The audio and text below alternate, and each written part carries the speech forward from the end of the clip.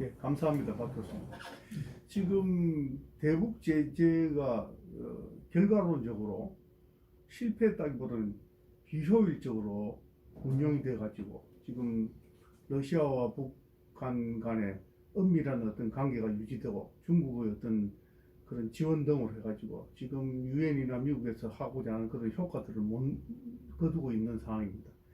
그래서 우리 박 교수님께서 생각하는 계속 제재 그 카드를 써야 되는지, 그리고 안 그러면 아까 중에 그 2천억 달러입니까? 3천억 달러. 예, 3천억 달러를 10년간에 지원해 줘야 되는지, 박 교수님의 개인적인 판단이나 말에 외교의 어떤 그 의사 결정자라면 어떻게 하시는 게 좋겠다고 생각하십니까?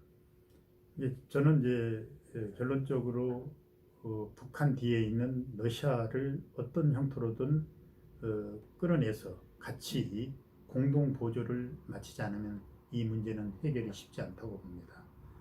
유엔 대북 제재위원회에서도 매년 이제 한 번씩 그 제재 결과를, 각국 제재 결과를 취합을 해서 점검을 하거든요. 다들 제재를 하는데 동참하고 있다고들 얘기를 해요. 근데 현실적으로는 전혀 그렇지를 않다는 거죠. 그리고 또 특히 러시아, 중국이 방임하고 있다는 거는 유엔 대북 제재위에서도 다 잡고 있어요.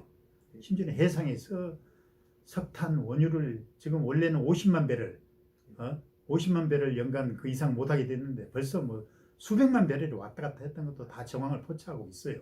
근데 문제는 제재를 그 동참을 안 한 거에 대한 그거에 대한 그 응징을 할 방법이 없다는 얘기예요.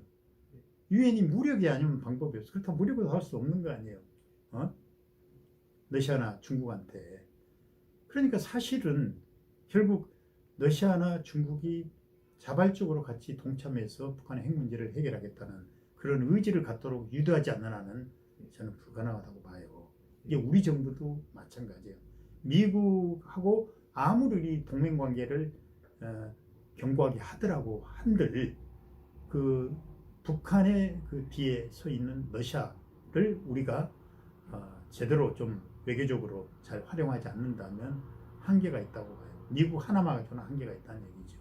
그래서 이제 외교 문제가 동맹이라는 게 솔직히 그 강대국 입장에서는 자기들이 패권을 유지하기 위해서 약소국하고 동맹을 맺고, 약소국은 그 자기들의 안보를 그 강대국한테 맡기 위해서 하는 거거든요.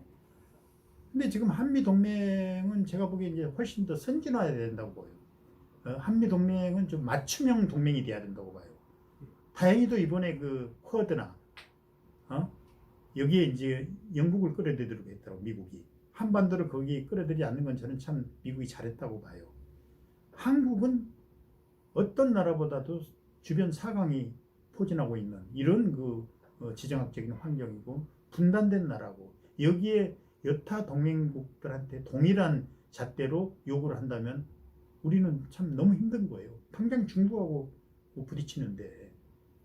그래서 미국이 그런 차원에서도 한반도 문제를 고려할 때 맞춤형 한미동맹, 이게 우리도 그걸 요구를 해야 된다고 봐요. 우리가 요구 안 하면 미국이 들어주겠냐는 얘기죠. 중요한 건 우리의 자세라고 봐요. 감사합니다. 하나만 더 질문을 드리겠습니다. 예.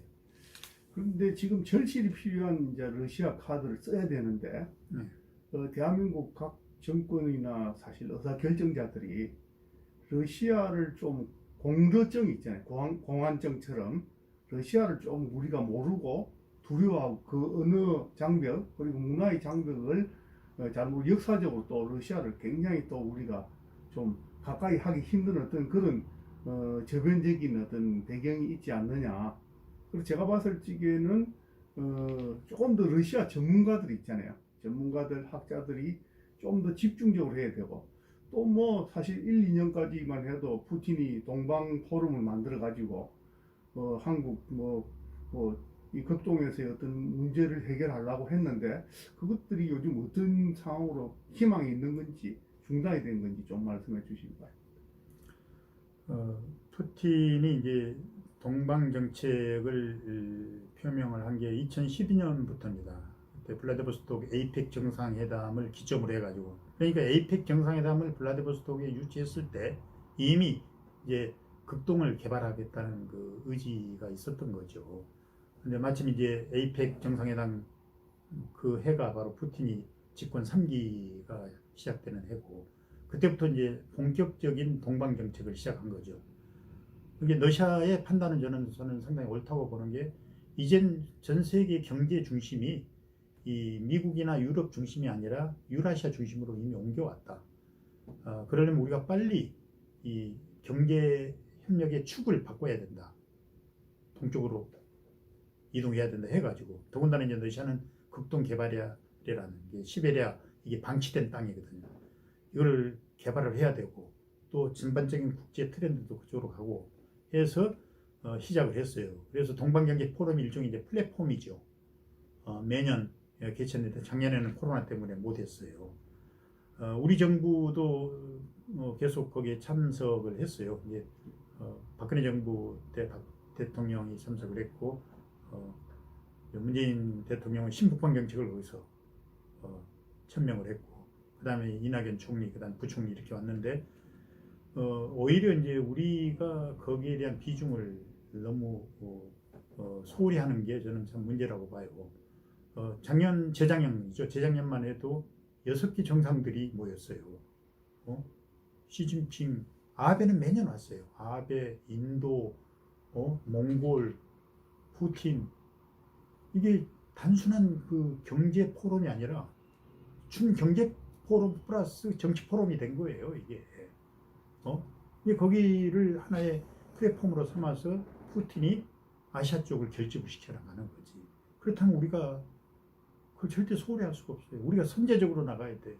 근데 북한도 그동안에 장관급이 하나 왔다가 재작년 부총리급이 왔었거든요. 이게 북한을 끌어들이는 하나의 창구로도 활용할 수가 있어요. 그런 그 여러 가지 그 장치들이 있는데, 유감스럽게도 아까 질문하셨던 대로 러시아에 대한 그 옛날 냉전 당시의 그 시각, 이게 아직도 남아 있어요. 그리고 또 그걸 극복하겠다는 그런 강한 노력도 없고, 그리고 또 우리 한국 사회가 뭐 미국 중심으로 다 시스템이 갖춰져 있잖아요.